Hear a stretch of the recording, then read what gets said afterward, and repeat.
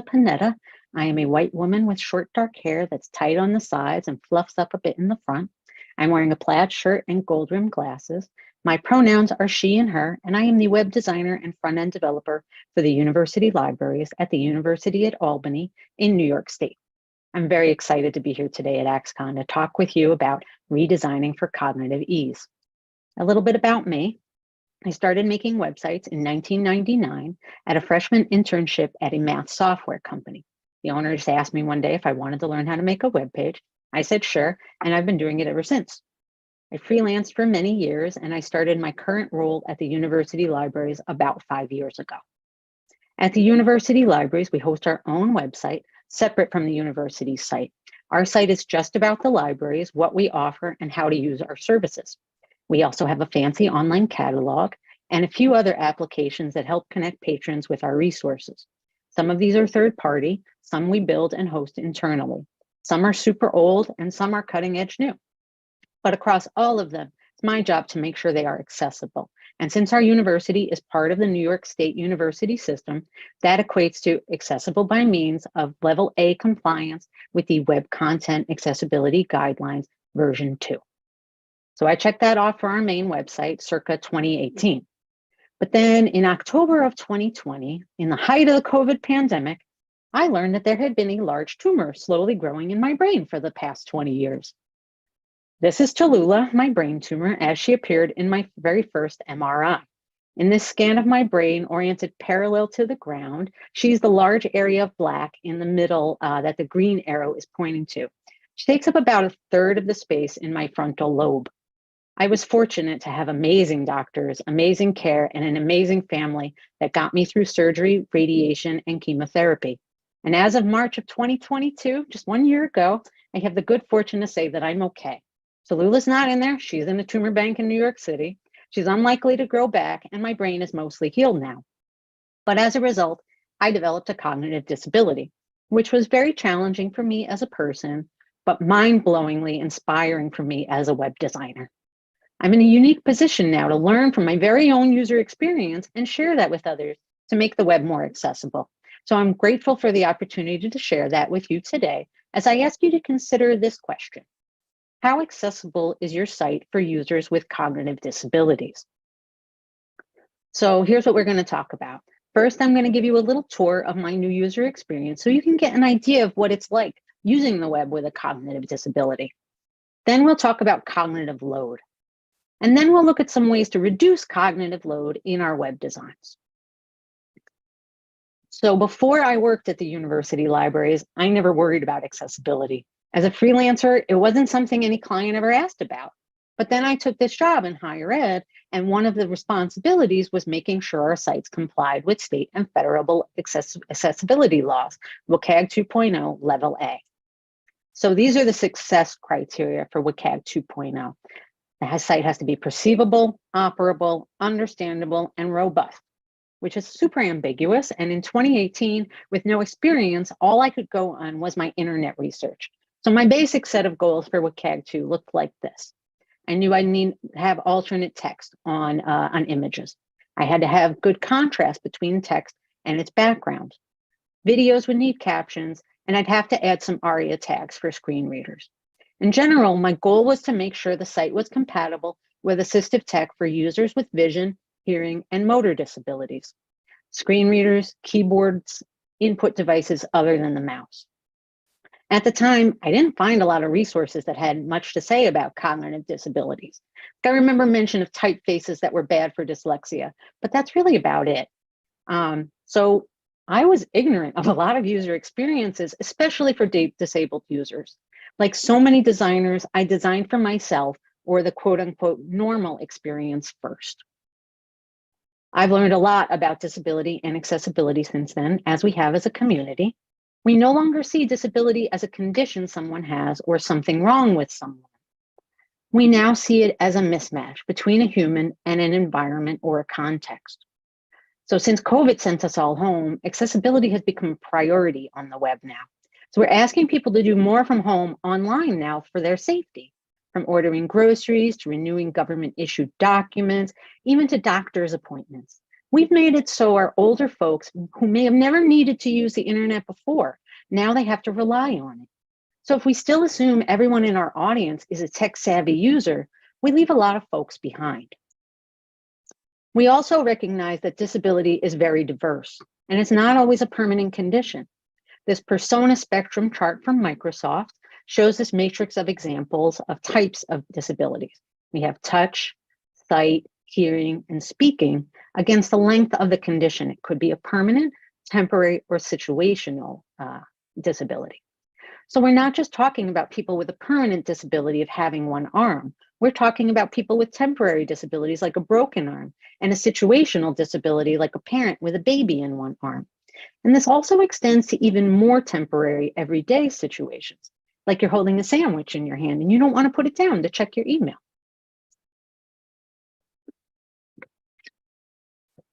This diversity is reflected and acknowledged in the next major version of WCAG standards, WCAG 3, which we can expect in nobody knows how many years. And this version is a significant expansion that takes cognitive disabilities into direct account. WCAG 3 focuses on functional needs.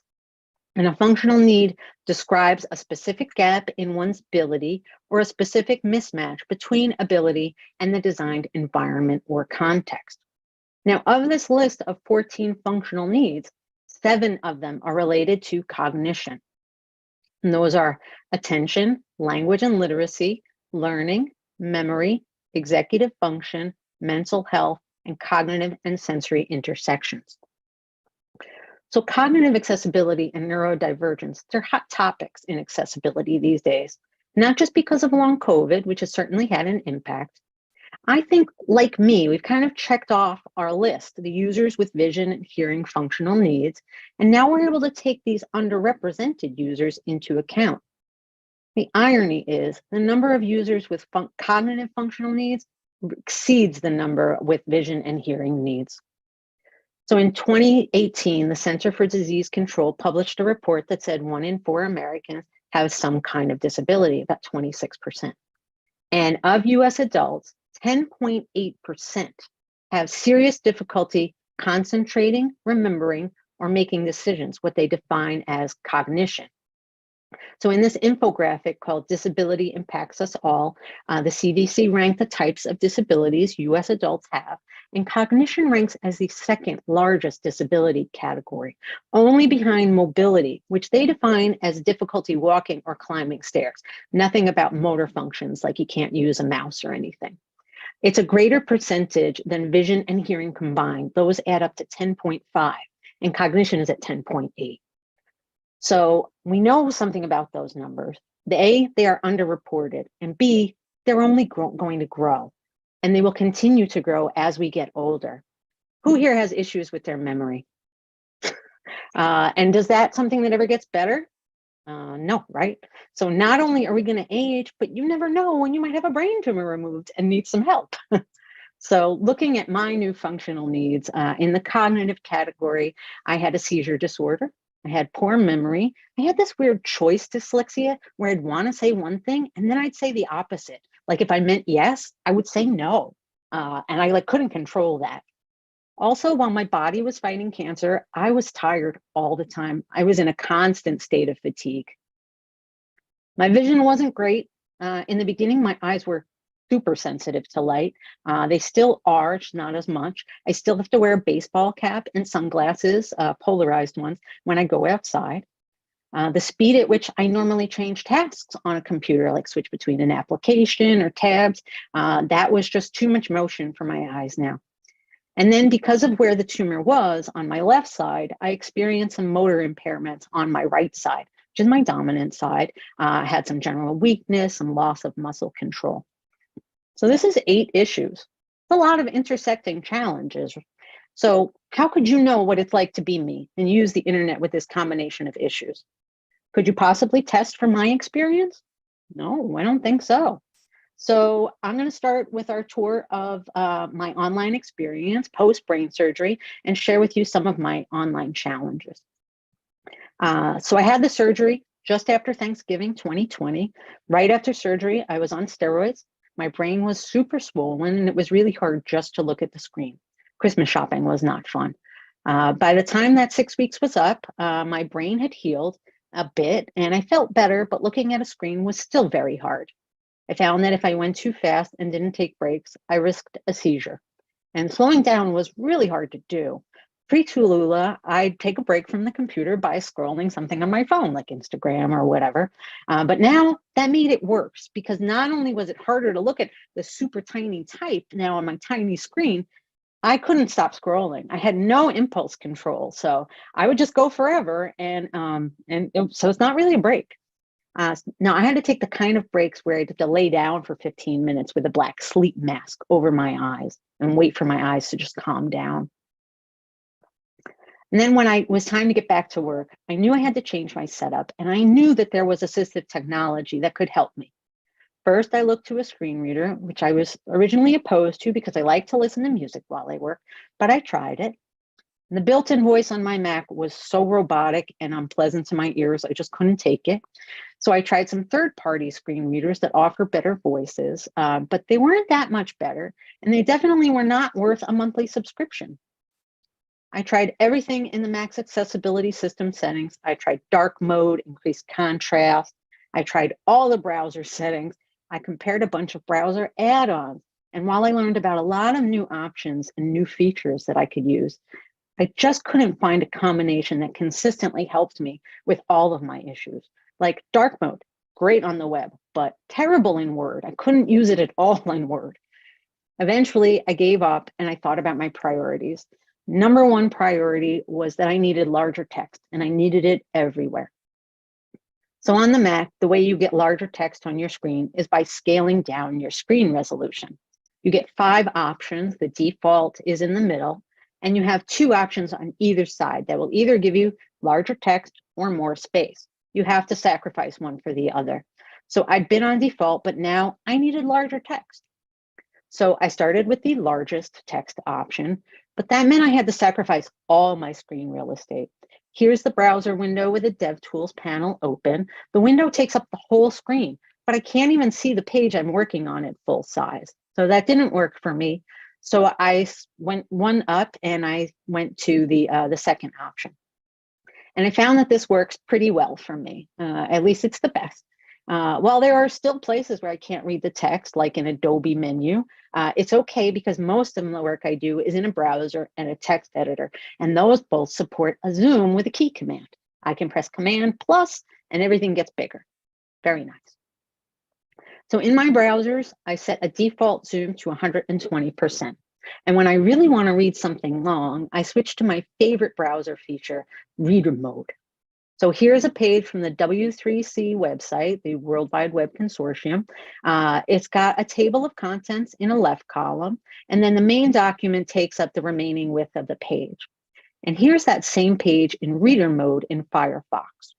In this mode, the table of contents is linked, but it's not visible. The main document has a limited width, so it's easy for your eyes to go back and forth on the text. And it has a great balance of text and white space, designed specifically for readability. And if you need to change the text size or turn on your screen reader, there's a small menu off to the left where you can do that. So one reason I set my default zoom to 120% is because that's what works best for my email, which is always open. We use Office 365, and the Outlook application for the Mac has accessibility options, but I found they're super buggy. So I just use the web version because I can control it with that Command plus. The left quarter of the window shows me my folders. The next quarter shows me a preview of 5 or 6 messages. And then the whole right half of the window has a current message. Plain text emails like these Drupal security updates, these are awesome. They're no problem for me. But HTML emails, they're a different story. When I zoom, weird things happen. Like in this email from my bank. Here it is at my default zoom. Outlook gives me half of my window for the message list, the other half for the message, and the message takes up the whole width of that right half. But if I zoom more, here it is at 170%, Outlook now gives me the message in a full width window width, but the message inside only takes up about 1/4 of it. This email looks like it should be on my phone, and it should, This is happening because of CSS media queries. Media queries were invented to help us handle different screen sizes when the iPhone came out, so we could adapt our landscape mode designs to portrait mode by delivering a different set of CSS rules based on the viewing width. These were great until the iPhone and Android came in a million different sizes, and now they can really muck things up. Because when you use your browser zoom like this on a site, what it does is it reduces the width of your viewport, which triggers those media queries. And so when I zoom too much, some of the site goes mobile. So in this case, Outlook and the email from the bank have different widths defined and are not in agreement as to which set of CSS rules to use for me. It's not the worst thing on earth, I know that, but being somewhere between a mobile and desktop view can get really confusing. I'm going to show you my library catalog.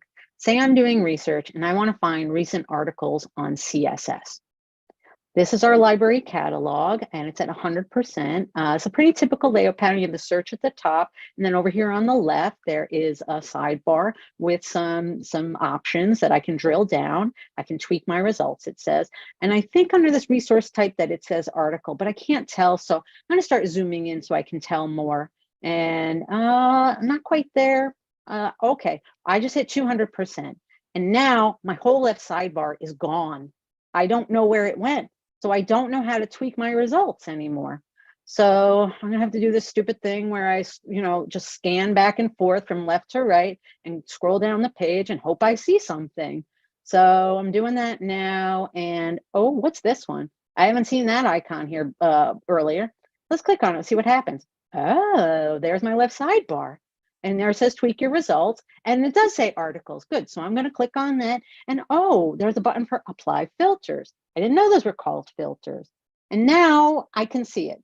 But look, it's over all the way on the right. That's like the last place I expected it because this whole sidebar is on the left. And I'm used to having all these other icons over here. In fact, these icons like go back to the top or see my pinned results. Now they are covering that filter icon.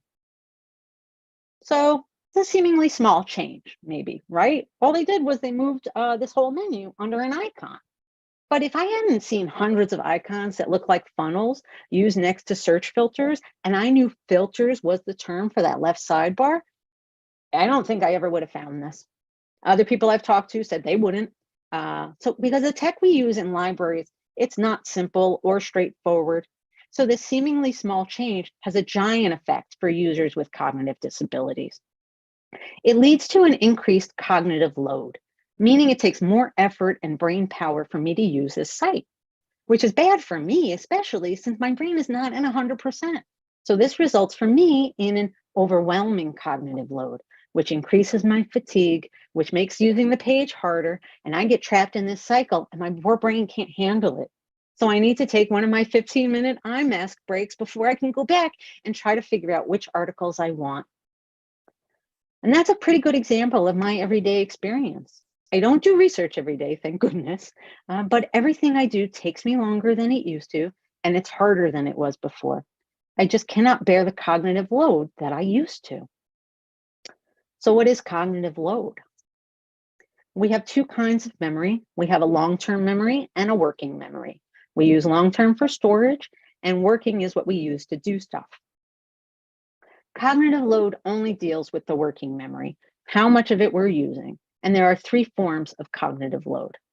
Just to note, this comes from Alex Tate, who spoke earlier on ageism. If you saw her presentation, it was great. I recommend it. And she did a presentation at A11Y Talks last year called Cognitive Overlords. It's another one I recommend you check out. So the three types, there's intrinsic cognitive load, which is how complex the given task is. And this is something that can't change.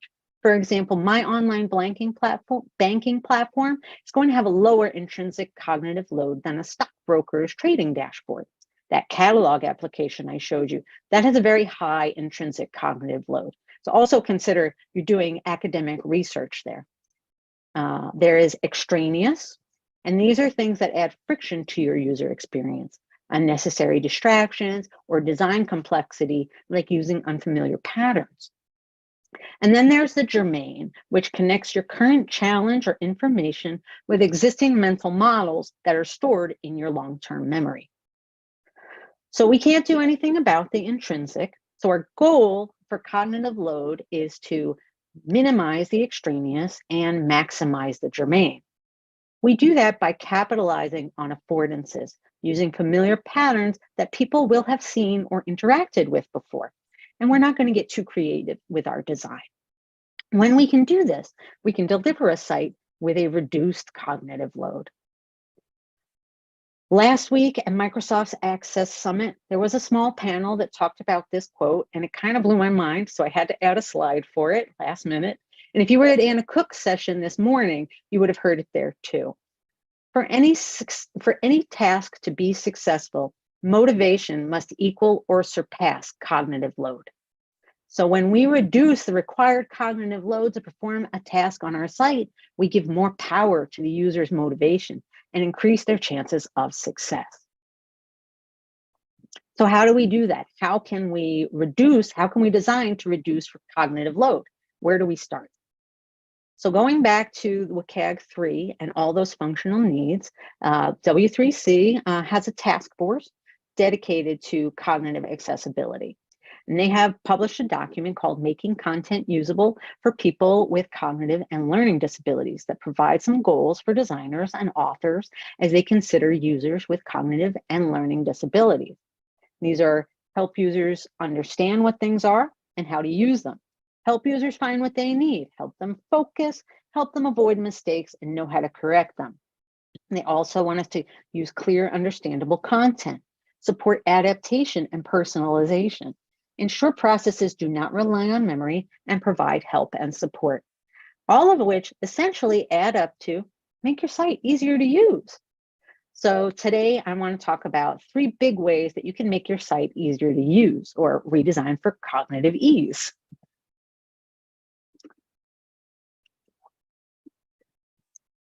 Oops. Oh, sorry. First, there's use semantic HTML and familiar layout patterns. Then we're going to use modern CSS to make our sites more flexible. And then we're going to use a technique I call say it twice. So step 1, adopt best practices for accessibility in general. Our host DQ had done a study and found that 2/3 of all accessibility errors originate in the design process. So that's where we start. You may have heard the idea shift left, and that's what this means. It means build in accessibility as early as you can.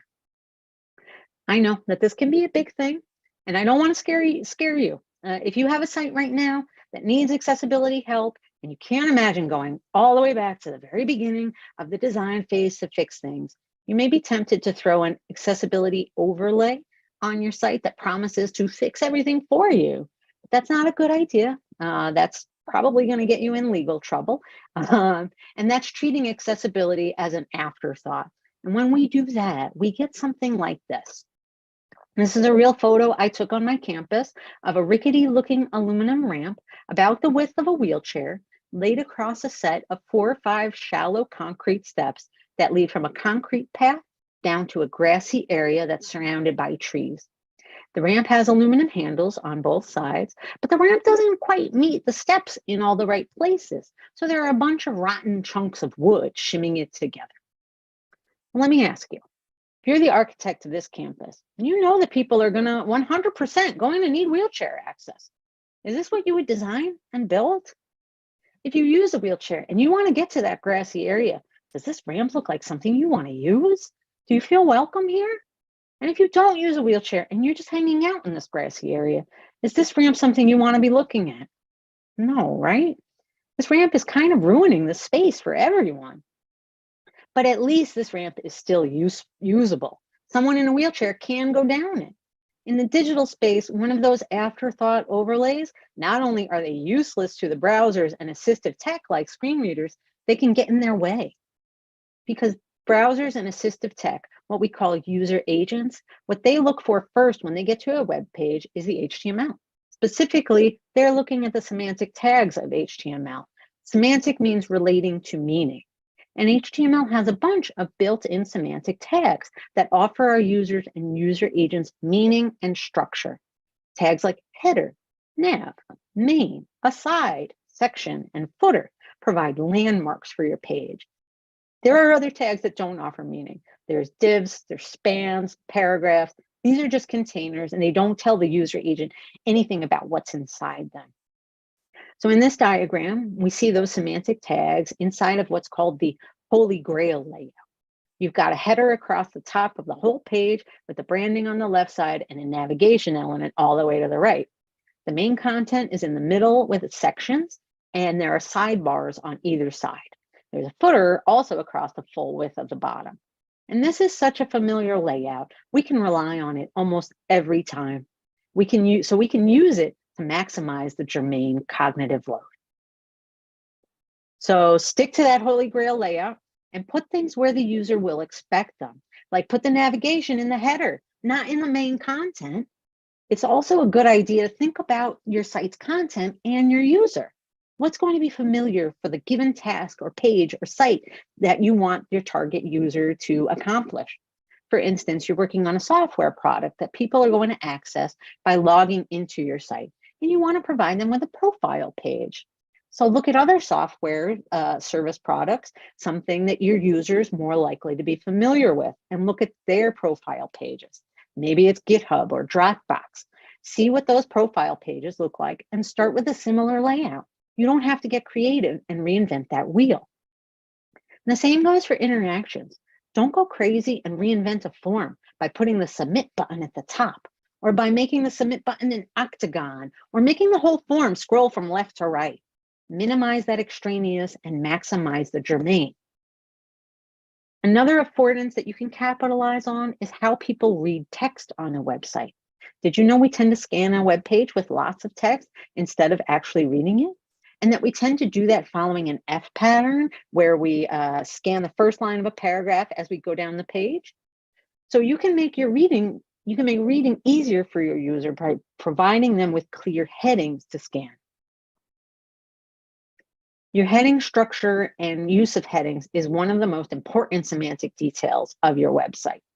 Headings make your text more navigable, both for sighted readers and assistive tech like screen readers. So they need to be easy to scan and meaningful, and you shouldn't use them for making text bigger like I used to. No, if we want our text to be bigger, we're going to use CSS. Specifically, we're going to use modern CSS, or what's also referred to as intrinsic design. This is where we give the browser enough information to decide itself when the layout will shift, instead of hard coding things ourselves and hacking semantic elements to work for us. We hacked our layouts before by using tables, which semantically are for data.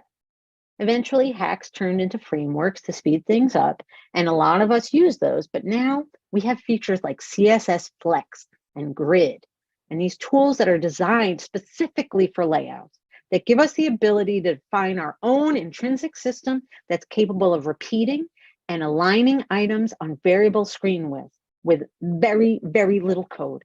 It's great. That's the beauty of modern CSS. It affords us amazing new flexibility with minimal code. It's kind of like how they build skyscrapers or bridges to withstand high winds. Those engineers know they can't beat the wind, and if the structure is too brittle, it's going to snap and break.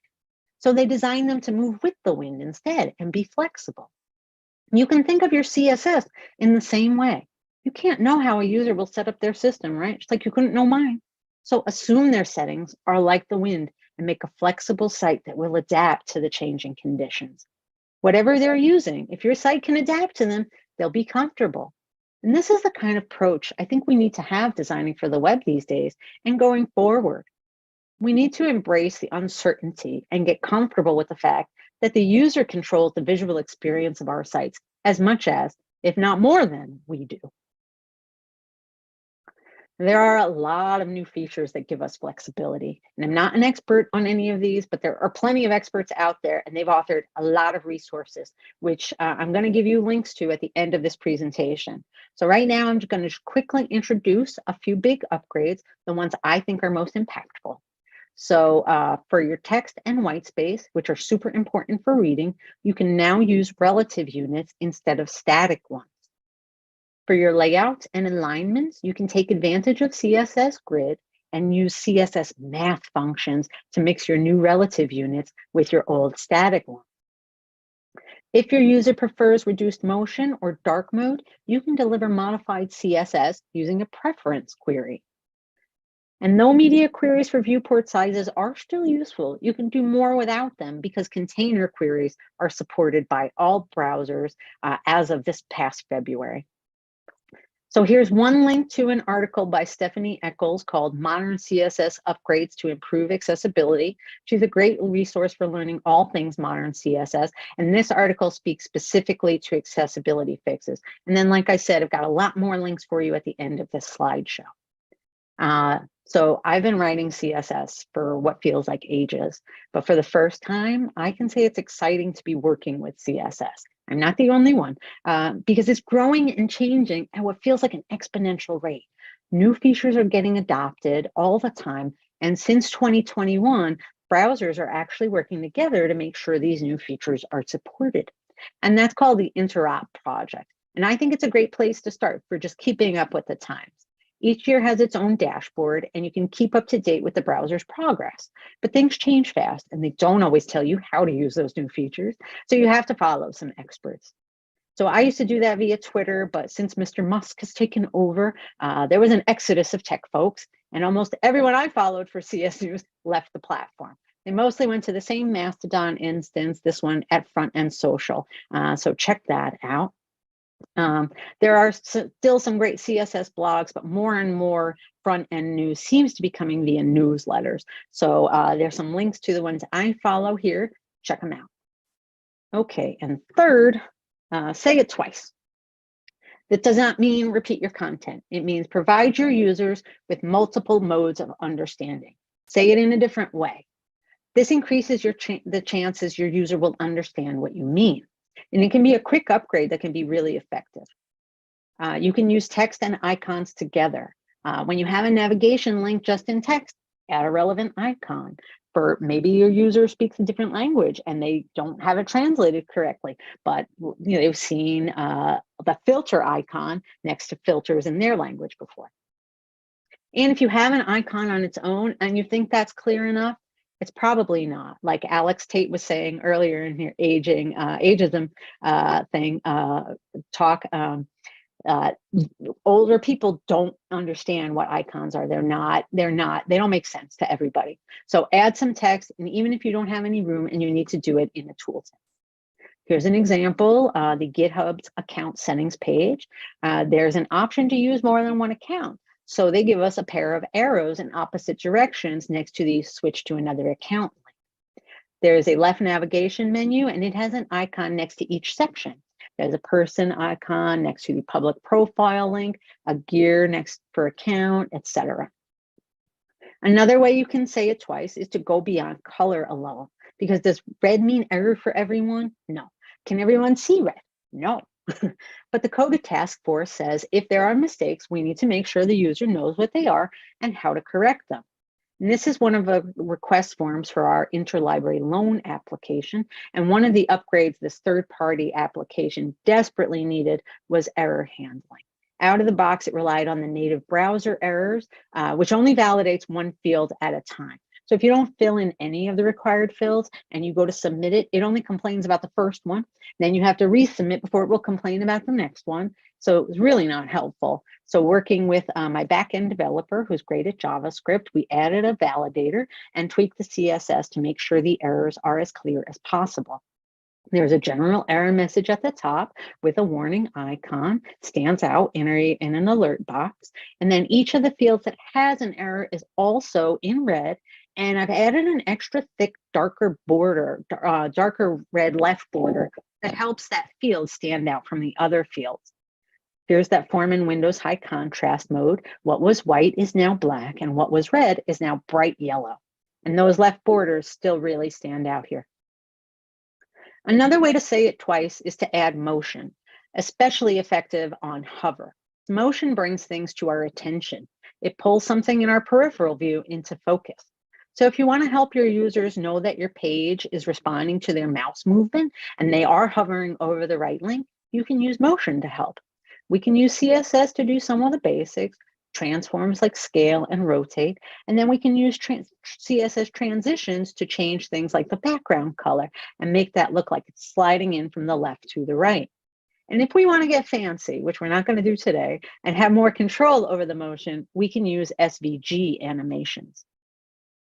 So here's a quick video of that sliding background effect. When you hover a link, it starts appearing on the left and slides to the right. So to recap, the 3 big ways to make your site easier to use are using semantic HTML with familiar layout patterns, using modern CSS, making your site flexible, and saying it twice. Now, there are plenty of other things you can do. You could use a progressive disclosure form. You could use pagination instead of infinite scroll. Like I said, infinite scroll is terrible for me. You can even use AI to help you simplify your language by asking ChatGPT to write your copy for an 8-year-old. How's everybody feeling? At the end of the day, right? Have you hit your cognitive load limit and have no clue where to start based on everything I just said? Well, that's okay. We're going to look at some possible upgrades that you can make. Some of these are easier than others, but let's take a look. And also in the Redesigning for Cognitive Ease GitHub page I'm going to give you at the end, I've got whole sections with links for each of these to get you started. So the first thing you could do is you could convert type and spacing to flexible units. You could convert a page layout to CSS grid and math. You could add preference queries. You could migrate from media queries to container queries. You could clean up your headings. You could add text to icons and icons to text. You could add a transform or a transition where only the color changed before. And you could improve micro interactions like navigation switches. And I want to show you how to do this last one. So let's improve a navigation switch together. Does anybody have one of these buttons on their site? They are everywhere, so I'm not surprised if you do. It's the icon with 3 horizontal lines that we call a hamburger. And this is typically used to open a menu, especially on mobile. So this one is in a button and it has a border that's the same color as the icon. And when I was just saying, like say it twice, we're going to add the text to the icon. So my first instinct was to do this, just add the word menu inside the button. But then check out this chart comparing conversion rates of 4 versions of hamburger menus that mix icons and the word menu. The version that I just recommended, 3 bars, the icon plus the word menu, that only performed second best. From worst to best, there's the word menu with no icon in a button with a low contrast outline. Second worst was the hamburger icon alone in a button with a high contrast outline, what we started with originally. And then third is what I thought would be best, the hamburger icon, the word menu in a button with a high contrast outline. But the best option is actually just the word menu without an icon in a button in a high contrast outline. So what this basically says is that the hamburger icon is irrelevant. Why is that? It's because it's in a button. That outline with the rounded corners, that's the affordance. That's what your user already knows and is responding to. It looks interactive because it's a button and people generally know to click on buttons. So here's what I had by default on our interlibrary loan application that just received that upgrade. This was a hamburger icon all by itself in a button with a very low contrast outline.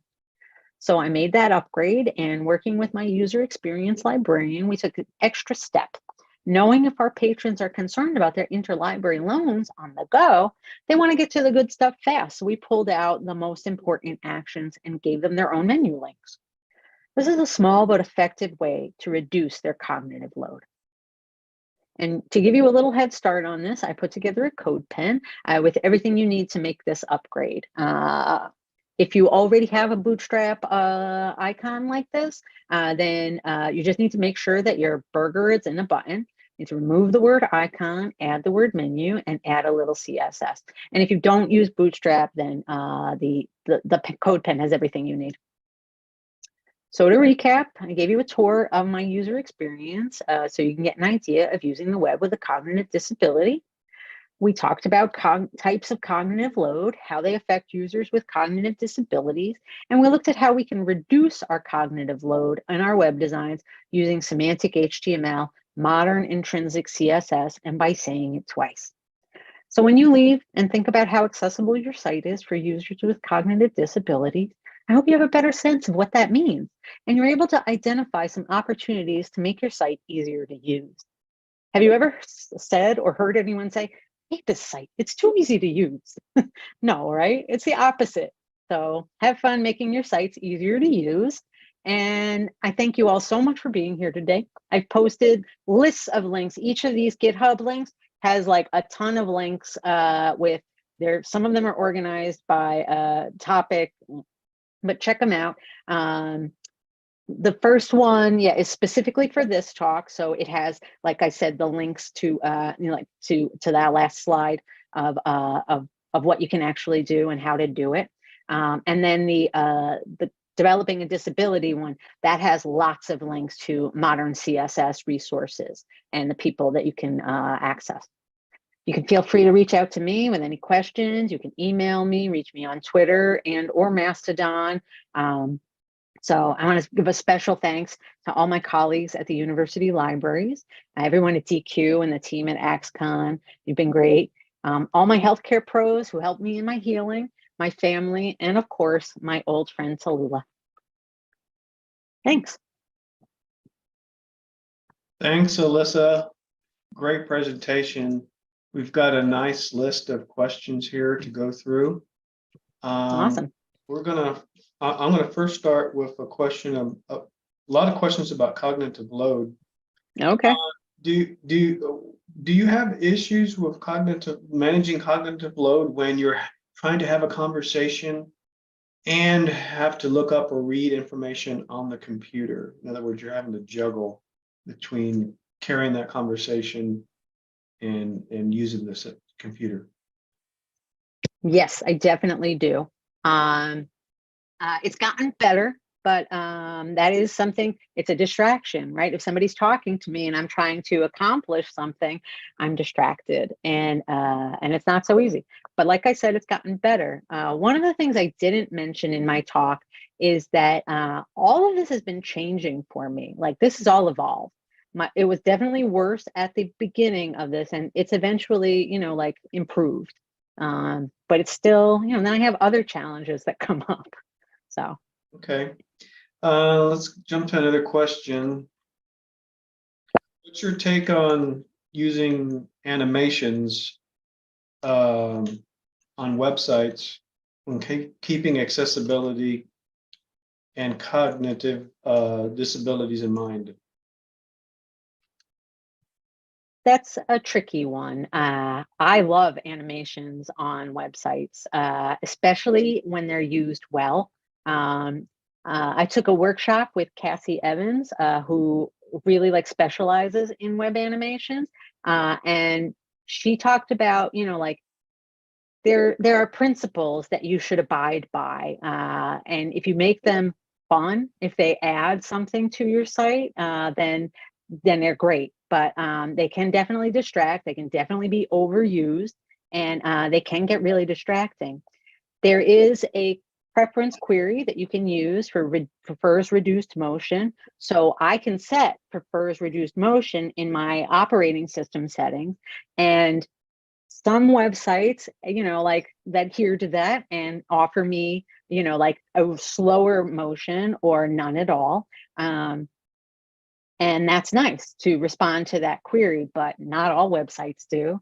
And a lot of websites, they'll just bombard you as soon as you get to it with all these things flying in. And then there's the pop-up about, you know, like consent for cookies and all other kinds of things flying at you.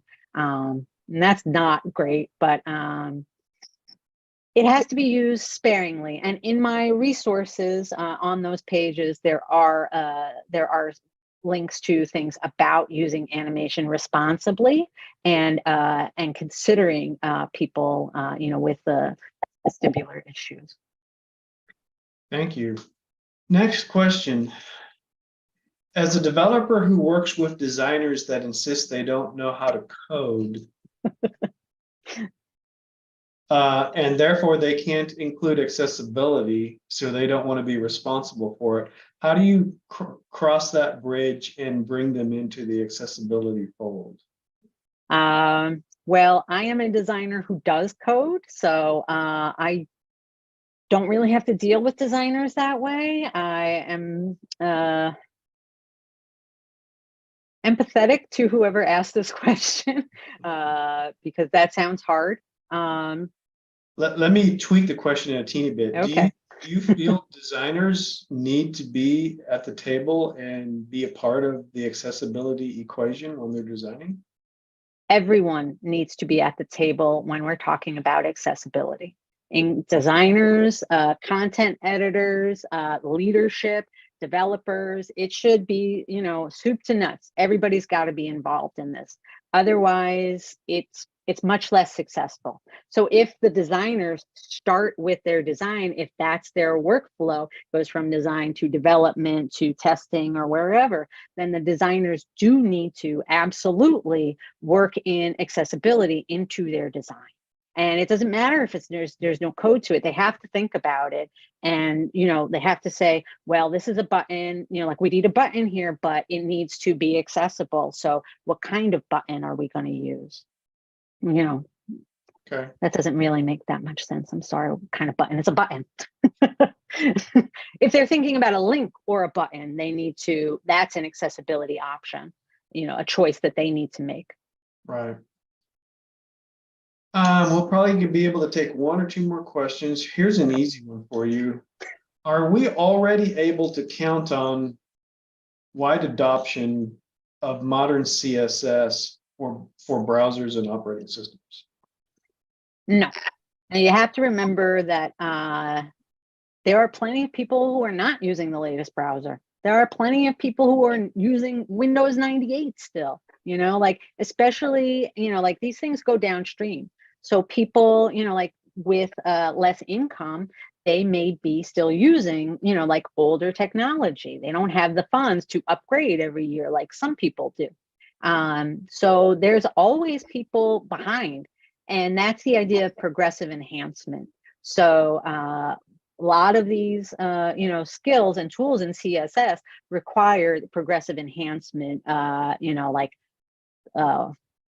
modes. You have to, you know, like you can do something in these relative units, but that may not mean anything to certain browsers, older ones. But that's the idea of making it flexible. If you make it flexible, even browsers that can't consume CSS, you're just going to get maybe just the HTML page, that'll still be accessible to them. Okay, we're going to take one quick last question, then we got to wrap. Sure. As someone who has needed to enlarge text, what's your view on white space increasing with the text? So this is increasing the white space with the text, yes or no? Is that it should be in balance. There's a harmony to white space and text size. There are scales that people use, and there are some links to them in my notes. It's essentially like you go up like harmonic scales. So you could do like one that's a third, a major third, or a minor third. So if you know music, it makes a little bit more sense, but you don't have to know music to know that those proportions are good. Great. Well, I appreciate all the great questions. Unfortunately, we can't get to all of them. I'd like to thank all of our participants who joined us for this AXCON session. I'd like to especially thank Alyssa Panetta for the valuable insight into a conversation that we need to have more of, we need to get better at, and which is cognitive load. I know as I'm aging, I'm noticing it more too. So I appreciate the topic, and appreciate everyone's time today. Thank you. I do too. Thank you so much, Patrick. Have a great day, everyone. You too.